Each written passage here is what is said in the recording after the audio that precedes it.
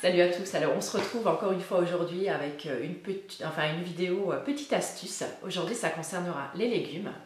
Donc comme vous le savez, je suis devenue végétarienne donc depuis à peu près un mois maintenant. Bon, j'ai toujours mangé beaucoup de légumes de toute façon, mais bon, c'est vrai que maintenant, mes assiettes, elles en sont encore plus remplies. Donc pour mes recettes, comme j'utilise beaucoup de légumes, il faut savoir que donc là, à partir, je pense, du mois prochain, je vais refaire mon potager. Donc nous, on a de la chance d'avoir un jardin et on cultive une grande partie de nos légumes qu'on congèle en fait par la suite pour en garder tout au long de l'année.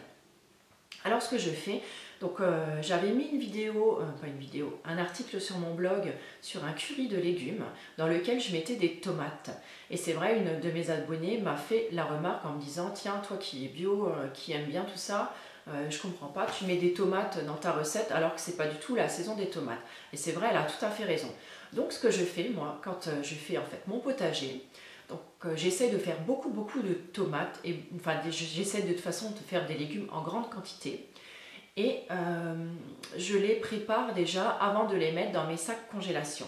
Donc je vous explique par exemple, dans le cas des tomates, quand j'ai beaucoup de tomates, ce que je fais, alors soit je prépare déjà d'avance beaucoup de sauce tomate. Donc la sauce tomate maison, je vais dire c'est délicieux, ça se congèle très bien. Donc je la mets, donc je la congèle soit dans des pots en verre. Par contre attention à ne pas les remplir jusqu'en haut parce que quand un liquide en fait vous le mettez au congélateur, il a tendance à gonfler. Donc laissez au moins ça, je veux dire, sur le haut de votre bocal. Ou alors vous pouvez les congeler donc, dans des boîtes alimentaires donc, en plastique prévues donc, à cet effet. Et comme ça en fait vous avez toujours toute l'année de la sauce tomate sous la main. Si vous n'avez pas de potager, vous pouvez également faire les marchés, donc pareil dans les saisons printemps-été, donc quand les tomates commencent à être de saison. Et vous pouvez également donc, les faire à ce moment-là. Donc vous faites les marchés et ils en vendent souvent des grandes cagettes donc à des prix vraiment défiant toute concurrence. Sinon vous avez aussi des AMAP ou des petits maraîchers près de chez vous, je suis sûre qu'ils doivent vendre des tomates. Ou alors même vous pouvez vous mettre en cheville avec un de vos voisins, peut-être qui fait des tomates et faire des trocs de légumes. Ça se fait aussi chez nous, on le fait aussi. Voilà, donc les tomates, donc première partie, donc vous pouvez en faire donc déjà de la sauce tomate, donc vous pouvez congeler et sortir à peu près à n'importe quel moment donc, de l'année, ce qui est déjà génial. Moi, ça doit faire plusieurs années déjà que je n'ai pas acheté de sauce tomate. Et ce que vous pouvez également faire avec les tomates, donc quand vous les incorporez donc, dans des préparations comme ce curry de légumes, ce que je fais, donc moi quand j'ai beaucoup de tomates, je les coupe en quartiers et je les congèle en sachets, mais que je les congèle à plat. Donc je les mets ensuite dans mon congélateur, donc le sachet va congeler à plat, donc les tomates ne seront pas toutes écrasées les unes sur les autres. Et au moment de l'année où vous en avez besoin, par exemple pour une recette, vous pouvez très bien les sortir. Bien sûr, les quartiers, vous ne pourrez pas en faire une salade de tomates par exemple, mais vous pouvez très bien incorporer ces tomates dans une préparation où vous avez besoin de quelques tomates, comme là, donc le curry de légumes, où j'ai mis ces tomates surgelées dedans. Et je vais dire, ça fait tout à fait le même effet et c'est génial. Donc deuxième légume que je congèle comme ça et je m'en sers pas mal, c'est les carottes. J'adore les carottes et donc pareil, on en cultive pas mal.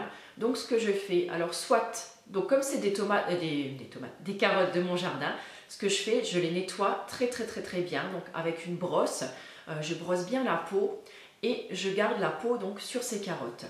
Donc une fois qu'elles sont bien propres, donc je les sèche. Alors une partie, je vais les couper donc en rondelles très fines, ce qui me servira à faire par exemple des carottes Vichy ou les incorporer, je sais pas, dans des recettes où j'ai besoin de quelques carottes. Par exemple, vous faites des lentilles, j'aime bien mettre quelques rondelles de carottes moi dedans. Et ce que je fais aussi, donc les carottes, je les râpe et je les congèle râpées. Alors là, deux solutions.